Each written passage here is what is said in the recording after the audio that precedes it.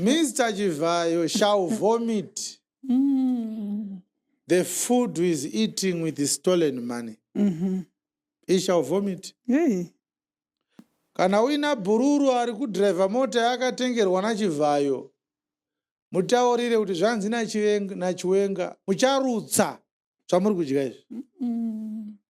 You all remember Apostle TFA Chiwenga prophesied kuti kune vanhu vachabuda makonye. Takaonere makonye. Vanhu kune vanhu vachafamba vachinhuhwa. He said that on record. Takavaonere vanhu vachinhuhwa. He said kuti kuchauya 3 coffins. 3 coffins, kune macoffin achauya 3. Takamaonere macoffin. Muprofita akaprofita nawo macoffin. Akati kune macoffin 3 achauya. But macoffin aya haana kuuya. What actually happened is takatozonawo nemuchechi vachifa. Apostle TFA Chiwenga, as he says, Siko is a journalist. He comments on doctrinal matters. Whatever gives Zigo $1 is what he will publish. At best, he's a journalist. Apostle TFA Chiwenga is just an apostle. He is not a prophet.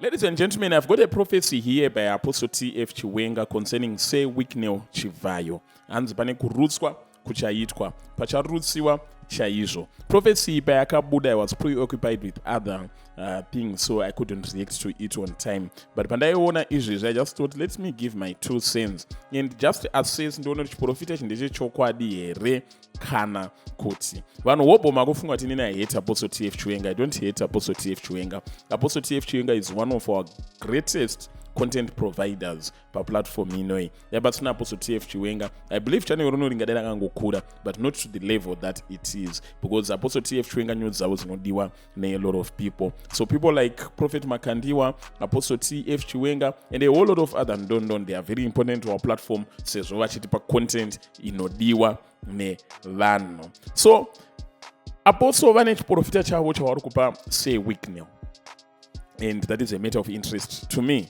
Saka ndoda kungochiassesa chiprofita chindoona ndechechokwadi here kana kuti ndechekunyeba. Just before we do that, if you have got any visa or permit related issue concerning South Africa or Europe, I want you to contact Dr. Chiwenga. She's an immigration specialist. You contact her on the numbers that are showing on the screen, or alternatively use the email also that is showing on the screen. Vese vane zvema V-list, zvema overstay, appeal, vada kutora ma-representation, nema drafting, nema follow-up, ma-spousal visa, South Africa, ma-critical visa, ma-general work visa, ma-permanent residence, ma-visa rejection, ma-VFS booking, ndinonyanyovhara vanhu hobo iyoyo, ma-UK dependent visa, nekuguidwa kuti application yacho inofamba step by step sei, ma-visiting visa, administrative review, ma-custody court orders, Zimbabwe, South Africa, reapplication. Contact Dr.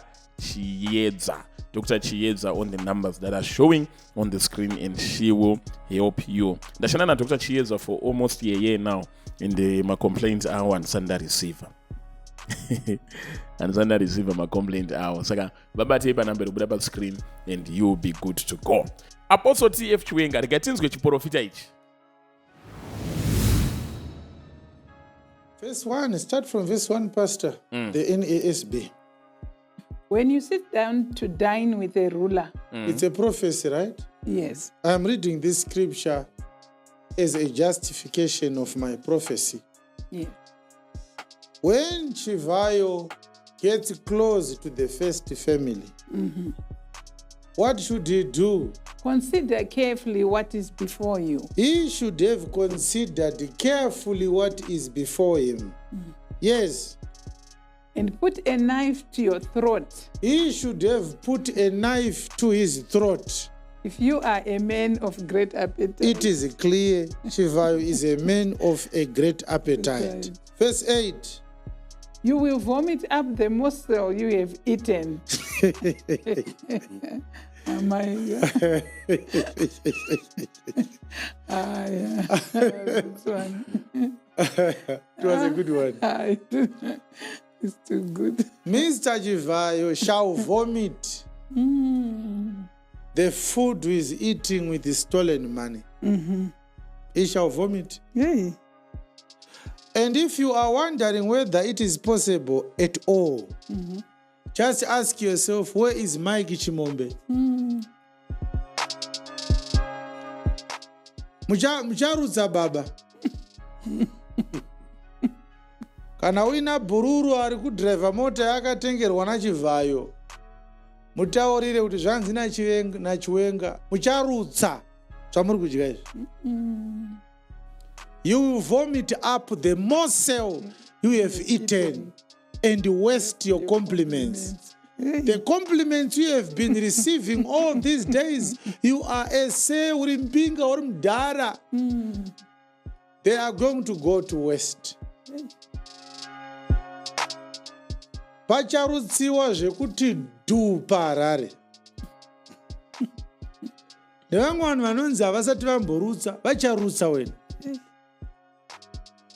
Things are going to get bad. They will vomit.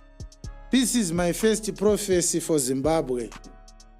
Hanzi naChiwenga, pacharutsiwa paHarare.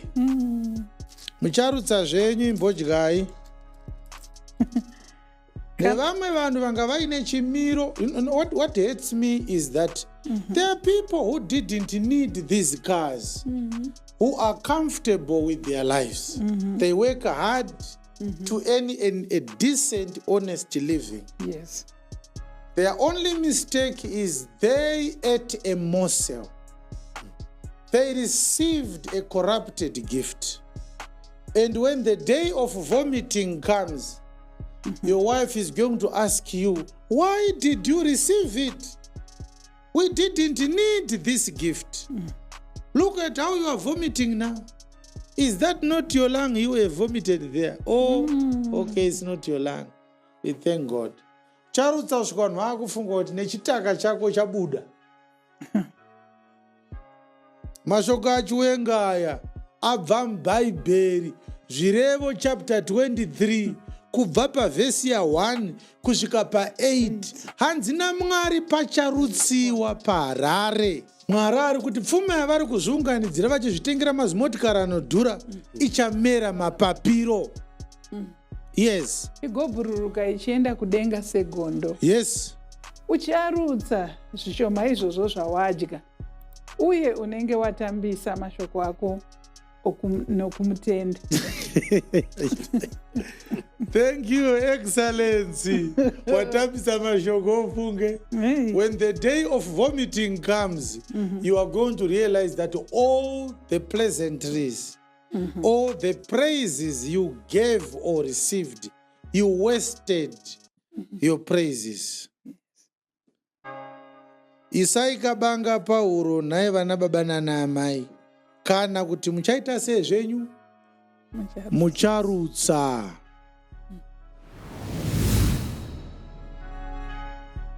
So this is the prophecy by Apostle TFA Chiwenga. Hanzi vesu vakapiwa mota mucharutsa, Wicknel Chivayo acharutsa.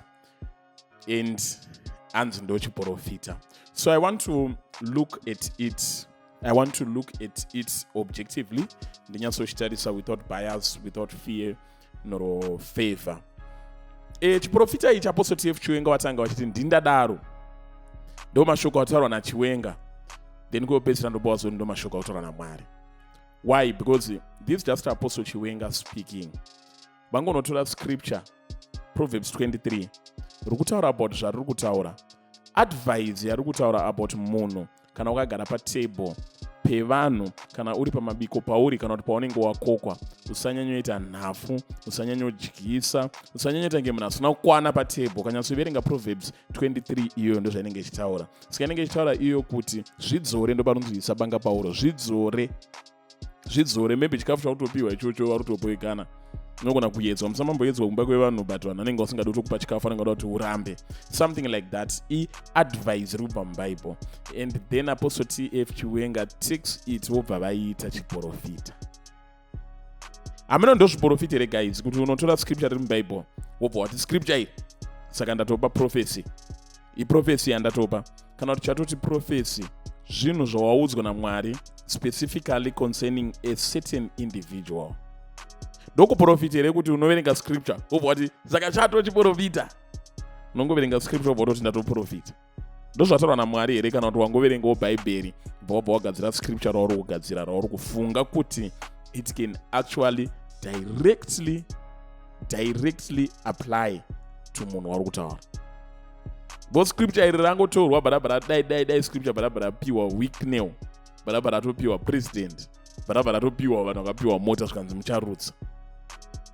Ndo mitiro inoitwa mascripture here. Ingwana Apostle TFA Chiwenga ndaunogara vashara ivo vachiti the whole Bible talks about Christ. Kuti munofana kubuda Kristo, which means scripture iri rufanira ichitaura nezvaKristo not nezvaWicknel. And maona. And of course, when they are excited over this prophecy, because of course, mungozuva panenge papiwa mota vanhu chichichi, panenge kurwadziwa kanoitwa vanhu chichichi, maiziva chichichi. Ndozviziva. But let me say, as much as people you would want change in Zimbabwe, do not be desperate to accept anything chiri kunzi chiprofita as long chiri kushora ZANU-PF oro chiri kushora president oro chiri kushora vanhu vari kunzi vari kudya neZANU-PF. Because zvimwe zviprofita ka ngotambisa nguva, this is not a prophecy. So I will use precedents ndinongotarisa pana Apostle TFA Chiwenga what he has done before prophetically. You all remember Apostle TFA Chiwenga prophesied kuti kune vanhu vachabuda makonye. Takaona here makonye. Vanhu kune vanhu vachafamba vachinhuhwa. He said that on record. Takawaona here vanhu vachinhuhwa. He said kuti kuchauya 3 coffins. Kune macoffin achauya 3. Takamaona here macoffin. Especially pana vemacoffin ndo panobva ndakuita draw to the letter iri kunzi yakabva kuna Prophet Makandiwa. They talked about something chine chekuita nemacoffin. Mirai ndivhure letter iyoyo. Ukaverenga the letter yatakapublisha yainzi yabva kuna Prophet Makandiwa, pane point yakanyorwa yakanzi, if our apostle, who is not a prophet yet, prophetically sees 2 coffins of politicians and notice that the year is ending without a fulfillment, then goes on to fulfill it by himself, bringing himself 2 coffins from one accident, and a few months later another 30 coffin from another accident. Isn't this man creepy? Mugona point kubuditswa apa. Later iri kunzi yakabva kuna Prophet Makandiwa ikuto address wokuti muprofita akaprofita nawo emacoffin. Akati kune macoffin matatu achauya, but macoffin aya haana kuuya. What actually happened is takatozonawo nemuchechi vachifa, kwakatozoya macoffin muchechi.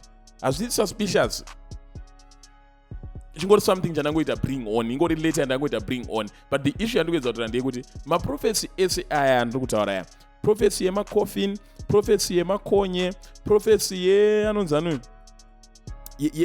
yekunzi anzi vanhu vachafamba vachinhuhwa, prophecy yekunzi Adonija achararama here, those prophecies they never came to pass, all of them.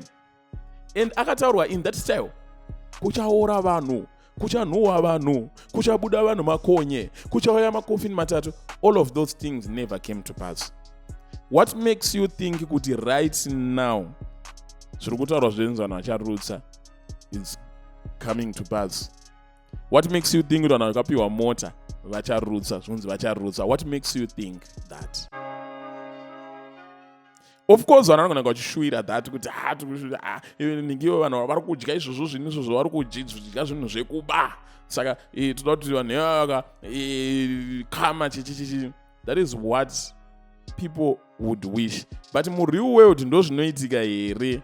I think you have lived long enough to understand kuti Mwari ndewe munhu wese. Sometimes mutori nevanhu vamunotoshuwirawo kuti zvavafanira noti vanhu mainemba kune vanhu vaitoshuwira kuti vamugabe vaifana kunge vakafa vari kuma-60 70 vachingoti agore rinochinzi vamugabe vafa, igore vamugabe vafa, but vakararama kutosvika 95 vakatofa zvakanaka, vakavigwa zvakanaka, vachirarama life yavo yakaita sei yakanaka. Vanhu hope vakatadza kutosvika makore iyaya, vamwe vakafa nema-30, vamwe vakafa nema-40, vamwe vakadii, because maitiro aMwari handizvo zvatofungira, zvinorongwa naMwari handizvo zvatofungira. Saka kana vanhu vasingafarire Sir Wicknel, kana vanhu vasingafarire ZANU-PF, kana vanhu vasingafarire president, it doesn't mean kuti zvauri kuda iwewe ndo zvichaitwa naMwari. So just to take a scripture in Bible, obva watosvika obva wariti gagagagaga, obva watoti saka zvikuru vati vanhu vacharutsa. Vanhu vakapiwa mota dzai vanogona kutodzidhiraivha kusvika dzatozosakara, kusvika tatozokanganwa takambopiwa mota, and nothing bad might not happen to them. Nothing bad might happen to them. So this is not a prophecy. Kwandiri, I dismiss this with the contempt that it deserves. Dzingori dzatinoti idzo wishful thinking. Wishful thinking. Apostle TF Chiwenga, based on history yawe yechiprofita, I don't believe it is a prophet, because he has never prophesied something which came to pass. Zvese zvawakaprofita tototraya kubatanidza kuti chiprofita ichi chakaitwa fufiu pakati, chiprofita ichi chiprofita tinotraya kutobatanidza but handisati ndaona chiprofita chaApostle TF Chiwenga chati chaita come to pass. Kana paine chamakaona ndiudzeyo, but Apostle TF Chiwenga, as he says kuti Zigo is just a journalist. Apostle TF Chiwenga is just an apostle. He is not a prophet. Vanongofura magwaro vachingopreacha, kwete kuti vanoprofita. Aiwa, profita havako end. This is not a prophecy. Zigo is a journalist. He comments on doctrinal matters. Whatever gives Zigo $1 is what he will publish. At best, he is a journalist. Journalist.